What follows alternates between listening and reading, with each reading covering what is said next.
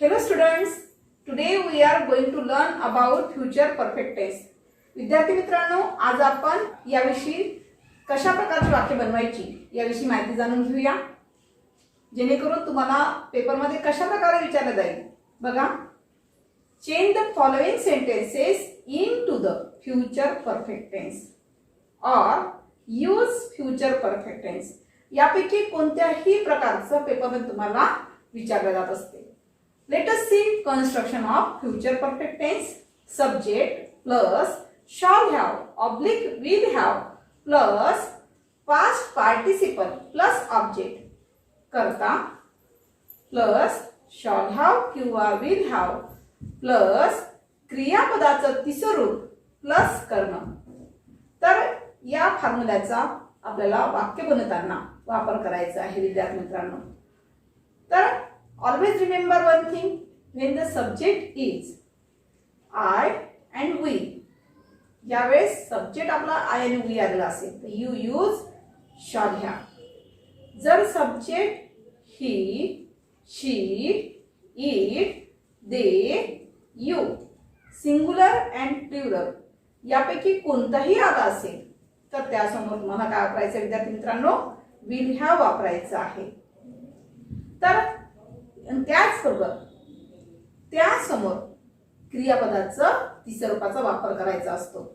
Late us see some example of this type.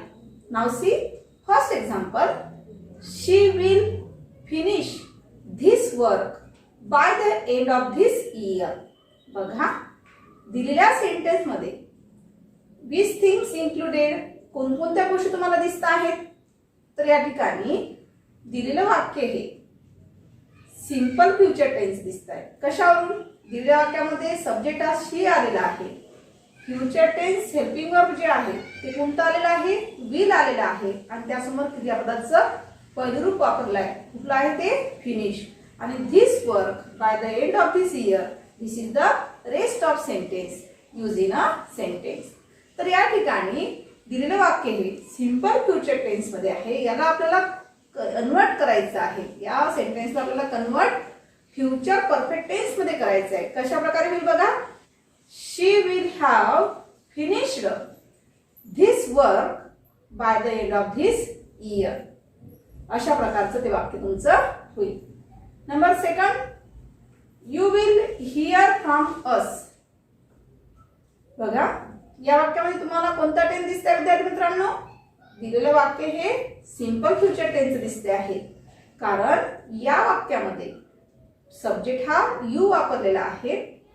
Will जे आहे तर विल हे फ्युचर टेन्स हेल्पिंग वर्ब म्हणून वापर केलेला आहे आणि त्यासोबत काय वापरलेला आहे, मेन वर्ब वापरलेला आहे. म्हणजेच यावरून आपल्या लक्षात येईल की दिलेलं जे सेंटेन्स आहे ते दिलेलं सेंटेन्स हे सिंपल फ्युचर टेन्स मध्ये आहे. It's convert into future perfect tense. Now see, you will have heard from us. अशा प्रकारचे वाक्य तयार होईल. Now next example, he will waste all his money. बघा, दिलेलं वाक्य सुद्धा तुम्हाला कोणत्या टेन्स मध्ये दिसते आहे?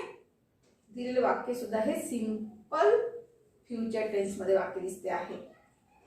आणि या वाक्याला आपल्याला convert into future perfect tense करायचं असेल तर कसं होईल बघा, he will have wasted all his money. म्हणजे या वाक्यामध्ये ही जो वापरलाय तो ही काय वापरलेला आहे, सब्जेक्ट म्हणून वापरला आहे आणि ही समोर फ्युचर टेन्स मधील जे हेल्पिंग वर्ब आहे ते कोणतं घेतलेलं आहे, आपण विल हॅवचा वापर केलेला आहे आणि त्यासमोर वर्बचं थर्ड फॉर्म यूज केला आहे जे की वेस्टेड. आणि ऑल हिज मनी जे दिलेलं आहे तुमचं काय आहे, ऑब्जेक्ट आहे मित्रांनो. तर next example, Neha tells us the news. बघा, दिलेलं वाक्य कोणत्या टेन्स मध्ये दिसते आहे, तर त्या वाक्यामध्ये सगळ्यात पहिले वर्ब बघायचं. या वर्बला काय लागून आलेला आहे, यस डिनोट इंडिकेट केलेला आहे, यस प्रत्यय लागलेला आहे. आणि मेन म्हणजे ते वाक्य जे दिलेलं आहे त्या वाक्यातले जे वर्ब आहेत ते फर्स्ट फॉर्म ऑफ वर्ब दिलेलं आहे. ते फर्स्ट फॉर्म ऑफ वर्ब असल्यामुळे दिलेलं वाक्य कोणत्या टेन्स मध्ये दिसते तुम्हाला, त्या ठिकाणी सिंपल प्रेझेंट टेन्स मध्ये वाक्य दिसते विद्यार्थी मित्रांनो. याचे आन्सर कसं होईल बघा, नेहा will have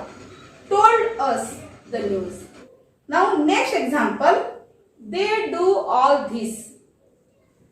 दिलेल्या वाक्यामध्ये उदाहरण कोणता दिसतो आहे? डू दिसतोय. डू ही काय आहे? क्रियापदाचं फर्स्ट फॉर्म आहे, म्हणजेच काय? सिंपल प्रेझेंट टेन्स मध्ये वाक्य आहे. तर या ठिकाणी बघा दिलेल्या वाक्यात सब्जेक्ट कोणता दिसतोय तुम्हाला? दे हा सब्जेक्ट आहे. तर या ठिकाणी आन्सर कसं होईल बरं?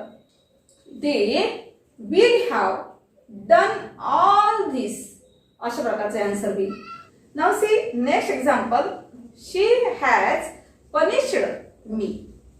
बघा दिलेल्या वाक्यामध्ये कोणकोणत्या गोष्टी दिसतात तुम्हाला?